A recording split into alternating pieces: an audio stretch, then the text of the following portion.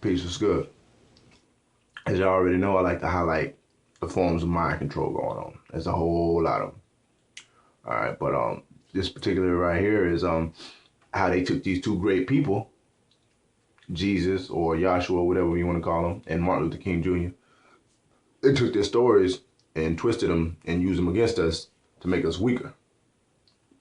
There's an old saying, I'm not sure if I'm saying it right, but those who control the past control the present, or those who control the past control the future, or something like that.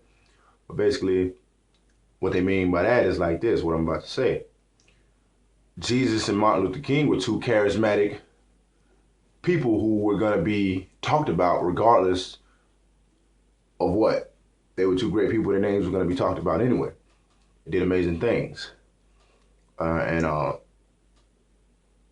If I wanted to use two great people who were going to be talked about, who were liked, who were revered, who, you know what I'm saying, if I can grab hold of their story and put my twist on it, I can get people to respect a certain aspect or trait that I put on those people. If I twist it, I can get them to accept that twist because these were great people. So anything that I put, people want to emulate greatness or whatever.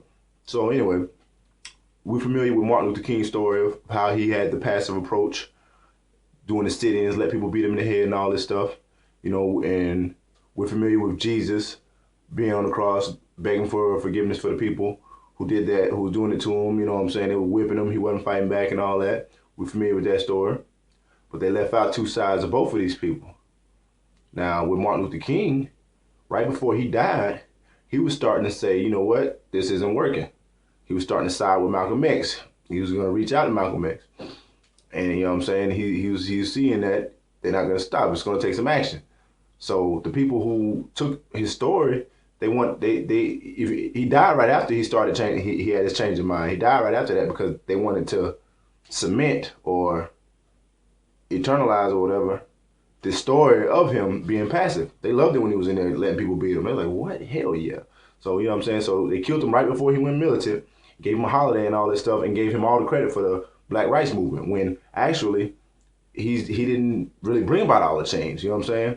He had good intentions, much respect to him, may he rest in peace. But the people who brought the changes were the Black Peace Stones, the Black Panthers, and other such militant groups who were out there fucking shit up. It was out there, you know what I mean, killing cops. It was wild. It was wilding out.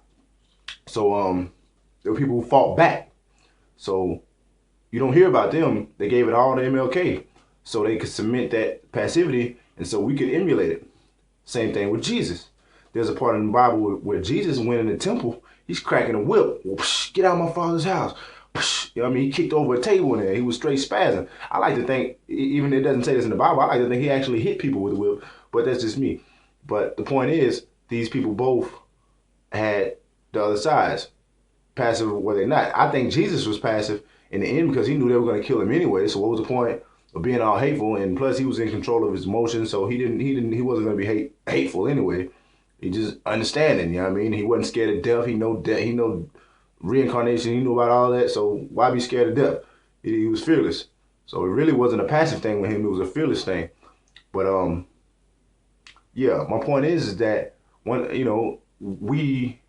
the Bible saying turn the other cheek, let a man smack you, give him your coat, you know what I'm saying? And then they doing you add that the MLK modern thing, you can add that into the mix of all this passivity they're promoting us. And it makes you feel bad when you use that other side of yourself to fight back. You hurt somebody, you feel bad about it. Like one time in prison, I tried my best to avoid the situation. The guy, you know what I'm saying, he kept coming. I'm telling like, you know what, I see where this is going, let me leave. So as soon as I was about to leave, he walked up, oh what? You gonna leave or what? Mush my head against the wall. Boom. Of course, you know what I'm saying? I reacted, I beat him up real bad. And I felt bad about it for a minute, because I'm looking at him the next day, I was like, man, that shit shouldn't happen, man. But anyway, I felt bad about it, but he brought it on, but anyway, if I was to adhere to certain teachings, I would have just let him beat me, you know what I'm saying? That's not going to get results. What bully is going to stop bullying you?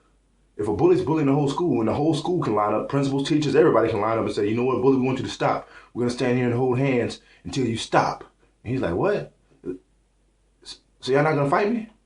They're like, no, we're not going to fight you. We want you to stop. And we're going to stand here until he's going to fucking start smacking everybody. It's not going to work.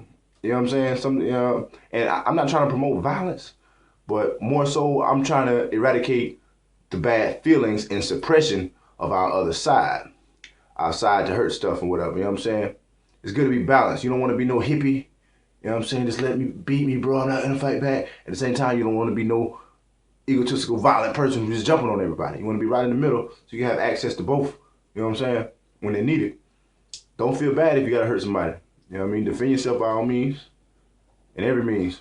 With that being said, much love and peace and blessings. Holla.